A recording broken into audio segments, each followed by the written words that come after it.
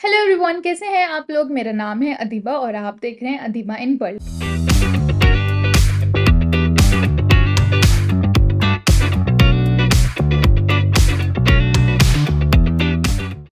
So guys, as promised, I am back with another video dedicated for all of your queries and doubts. Since many days से मैंने आप लोग का reply नहीं किया है, बहुत सारे कमेंट्स हैं और ईमेल्स हैं, मैंने रिवर्ट बैक नहीं किया है, मैं कर नहीं पाई हूँ। So I thought to make a video dedicated for all of your queries और हम आपके डाउट सॉल्व करेंगे आज। So let's get started. Since बहुत सारे लोगों के पहले कमेंट्स आए हैं, दूसरे लोगों के बाद में कमेंट्स आए हैं, so we will go according to time. Also it gonna be a long video, तो मे बी मैं इसको 2-3 पार्ट्स में अपलोड करूँगी, जिससे आपको पता होगा कि आपकी डाउट किस वीडियो में क्लियर हो रहा है। Also I will only cover those comment जो मुझे लगेगा कि दूसरे स्टूडेंट्स के लिए भी वो इम्पॉर्टेंट होगा या दूसरे स्टूडेंट्स के माइंड में भी वो डाउट होगा। So yeah, let's get started. I need to first read the comments and then reply them. So just a second. Okay. Class 10th and class 12th bare minimum percentage for English dot masters program in public university.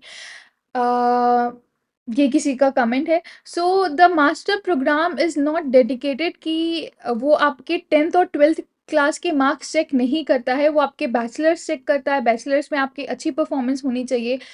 10th और 12th में ऐसा भी नहीं है कि बिल्कुल check नहीं करता है, बट हाँ, ऐसा नहीं है कि आपको 99 परसेंटेज होनी चाहिए या 95 परसेंटेज होनी चाहिए, तो वो बेनिफिशियल होगी पब्लिक यूनिवर्सिटी में पढ़ने के लिए जर्मनी में। आपके इफ़ लेट्स से 7.5 सीजीपी है और 7 है, 6.5 है, that is also fine for masters program. But masters program का मोर रिलेशन है बैचलर्स डिग्री से। तो आई वुड से कि आप अपने बैचलर डिग्री पे फोकस कीजिए और उस पे अच्छे मार्क्स लाइए। उसके बाद आपके अच्छे एक्सपीरियंस होना चाहिए, अच्छा स्किल होना चाहिए। उसके बाद that you can easily get admission in masters program. But 10th और 12th का ज़्यादा प्रेशर और ज़्यादा टेंशन नहीं लीजिए। इट्स जस्ट दैट कि आपको पासिंग मार्क्स से थोड़े ज़्यादा होने चाहिए। ऑफ कोर्स फेल नहीं होना चाहिए बच्चा। सो दैट्स द बेसिक बेर minimum percentage I would say. या सो 12th क्लास के काफ़ी बच्चे मुझे कमेंट्स करते हैं, मैसेजेस करते हैं, दीदी please guide me, please guide me. So the thing is, आप अपने स्कूल पे फोकस कीजिए। If you are planning for masters, तो आप अपने बैचलर्स प्रोग्राम पे फोकस कीजिए। You still have 3-4 years to come to Germany. तो इन 3-4 साल में आप अपने डिग्री पे फोकस कीजिए, अच्छे मार्क्स लाइए, अपना स्किल्स बनाइए। आप जर्मन लैंग्वेज भी ज्वाइन कर सकते हो। If you really want to study in Germany, आप जर्मन लैंग्वेज में फ्लुएंट हो जाइए। फिर नो वन कैन कोई आपको रोक नहीं सकता जर्मनी में मास्टर्स करने के लिए। और जी, या enjoy your student life. Okay, so the next comment is free travel and discounts are only valid for public university.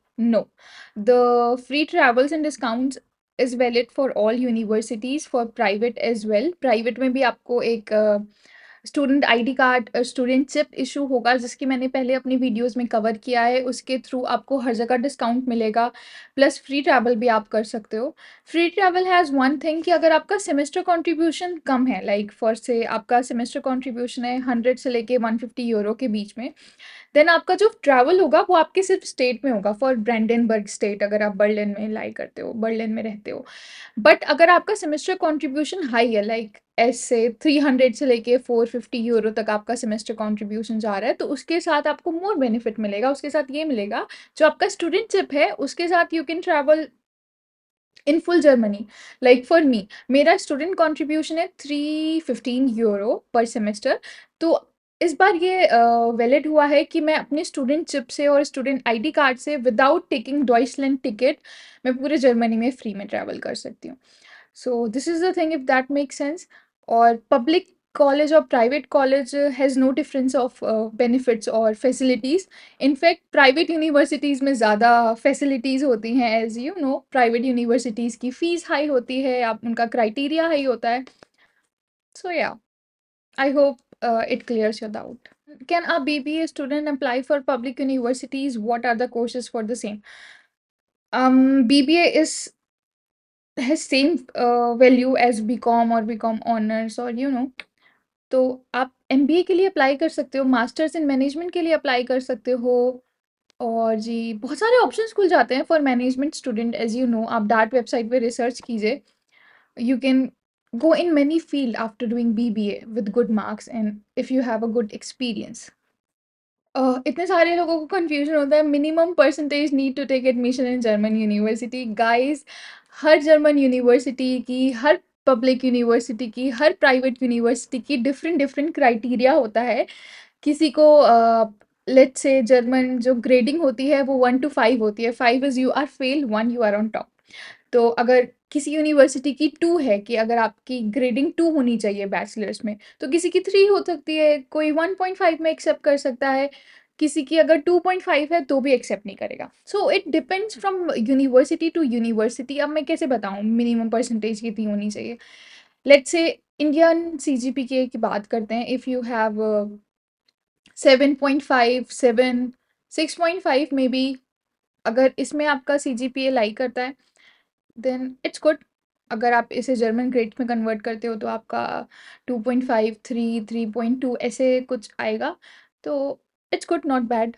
तो या इफ़ दैट मेक सेंस कि मिनिमम परसेंटेज आप कैसे ध्यान में रख के कर सकते हो। अपनी फील्ड से रिलेटेड क्वेश्चन आप लोग पूछते हैं, LLM, BSc, what not. I am not from that field, तो मैं आपको कैसे गाइड करूँ? और मैं आपको गलत गाइड नहीं करना चाहती, हाँ भाई ऐसे करो ऐसे करो। I can do that.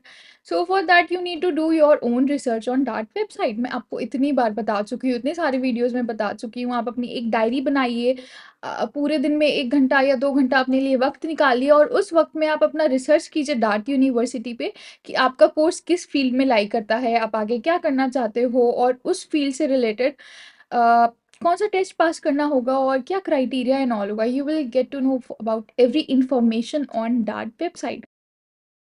Thank you so much for the comments, for the appreciation कि मैं बहुत क्लियरली चीज़ें बताती हूँ, और आई एम वेरी ग्लैड कि मेरी वीडियोस आपके हेल्पफुल होती हैं किसी भी वे में। अगर आपका कोई भी डाउट क्लियर होता है, so I am very glad. Thank you so much. Can student work more than 20 hours weekly? So the thing is, ये आवर्स का जो टाइम गेम है ये अभी इंक्रीज हुआ है। From 20 hours per week you can work to 24 hours per week. ठीक है। और is it true to learn German B1 and then got admission free? No, it's not. मैं भी फ्री में पढ़ रही हूँ और मेरे पास कोई B1 प्रोफिशिएंसी नहीं थी, तो it's not. But the only thing is, अगर आपको जर्मन आती है तो आपके बहुत सारे ऑप्शंस खुल जाते हैं। आप जर्मन में अपने मास्टर्स कंप्लीट कर सकते हो और बहुत सारी यूनिवर्सिटी आपको एक्सेप्ट करेंगे if you learn German more than if you know English. So this is the thing, it's good if you learn German and if you know German. Test AS ज़रूरी नहीं है एपीएस के लिए। मैंने नहीं दिया था, तो it's not compulsory. Go through APS website. Okay, so there are a lot of comments. I'm going through them. What is the eligibility for applying public university? Go through that website. It differs from university to university and from course to course.